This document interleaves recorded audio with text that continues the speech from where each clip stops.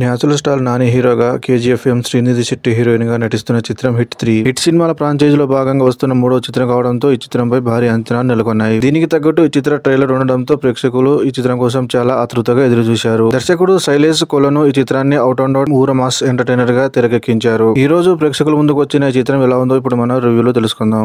ముందుగా ఈ సినిమా కథ విషయానికి వస్తే, అర్జున్ సర్కార్ అతి భయంకరమైన పోలీస్ ఆఫీసర్. క్రిమినల్స్ ఎవరైనా వారిని ఏరి పారేస్తూ ఉంటారు. ఈ విధంగా జరుగుతున్న తరుణంలో కాశ్మీర్ నుంచి వైజాగ్ కి ట్రాన్స్ఫర్ అయి వస్తారు. ఇలా వచ్చి రాగానే దారుణంగా 2 హత్యలు చేస్తారు. పోలీస్ ఆఫీసర్ అయి ఉండి ఈ విధంగా హత్యలు చేయడం ఏంటని అందరూ అనుకుంటూ ఉంటారు. అయితే అర్జున్ సర్కార్ ఈ హత్యలు ఎందుకు చేశారు, ఆ తర్వాత ఏం జరిగింది, ఈ విషయాలు తెలియాలంటే ఈ సినిమా ఖచ్చితంగా థియేటర్లలో చూడవలసిందే. ఎలా ఉందంటే, నిజానికి హిట్ ఫ్రాంచైజీలో వచ్చిన 2వ సినిమా ప్రారంభంలోనే అర్జున్ సర్కార్ ఎంట్రీ ఉంటుందని ముందే హింట్ ఇచ్చారు. ఈ పార్ట్ దాదాపు అక్కడి నుంచి మొదలవుతుంది. అర్జున్ సర్కార్ జైలుకు వెళ్లి అక్కడ ఒక ఖైదీకి తన కథ చెప్తూ సినిమా మొదలవుతుంది. దర్శకుడు ఈ కథనం ఎక్కడా గ్యాప్ లేకుండా ఎస్టాబ్లిష్ చేయడానికి ప్రయత్నించారు. కానీ సినిమా మొదలపేట నుంచి ఫస్ట్ హాఫ్ కొంత సాగదీస్తున్న ఫీలింగ్ అయితే కలుగుతుంది. అర్జున్ సర్కార్ విశాఖపట్నం చేరడం, 2 హత్యలు చేయడం, కాశ్మీర్ లో ఇలాంటి ఒక కేసు అతని దృష్టిలో పడడం వంటి అంశాలను కనెక్ట్ చేయడంలో దర్శకుడు ప్రతిభ కనిపిస్తుంది. కానీ కథ అరుణాచల్ ప్రదేశ్ షిఫ్ట్ అవ్వగానే అక్కడ నుంచి మరింత మందగించిన ఫీలింగ్ అయితే కలుగుతుంది. ఇంటర్వెల్ బ్యాంగ్ ఒక మంచి హైతో ముగుస్తుంది. సెకండ్ హాఫ్ కూడా అదే జోస్ తో ప్రారంభమవుతుంది. కానీ అరుణాచల్ ప్రదేశ్ కు వెళ్ళాక కాస్త మందగించిన ఫీలింగ్ అయితే వస్తుంది.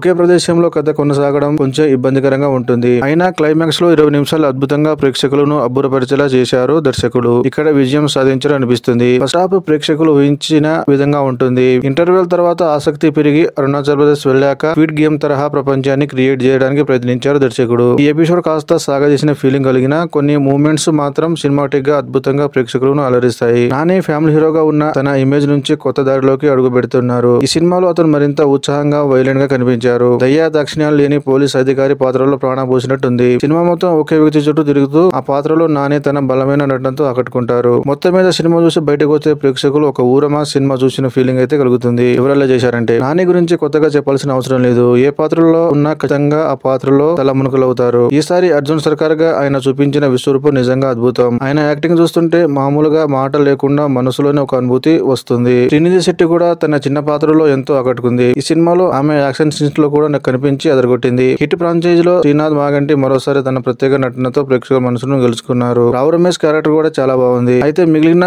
ఆర్టిస్టులు తమ పాత్రకు పూర్తిగా న్యాయం చేసి ప్రేక్షకులను అలరించారు. చివరిలో అడ్విషేష్ ఎంట్రీ ఇచ్చి థియేటర్లలో కేకలు పెట్టించారు. ఇది ప్రేక్షకులలో మంచి ఉత్సాహాన్ని నింపింది. ఇక కార్తీక్ కూడా తర్వాతి భాగంలో హీరోగా ఉండబోతున్నట్లు హింట్ ఇచ్చారు. అది ప్రేక్షకులు మరింత ఉత్సాహాన్ని పెంచుతుంది. చివరి మాట, ఊరమా సినిమాలో ఇష్టపడేవారు ఖచ్చితంగా ఈ సినిమా చూడవలసిందే.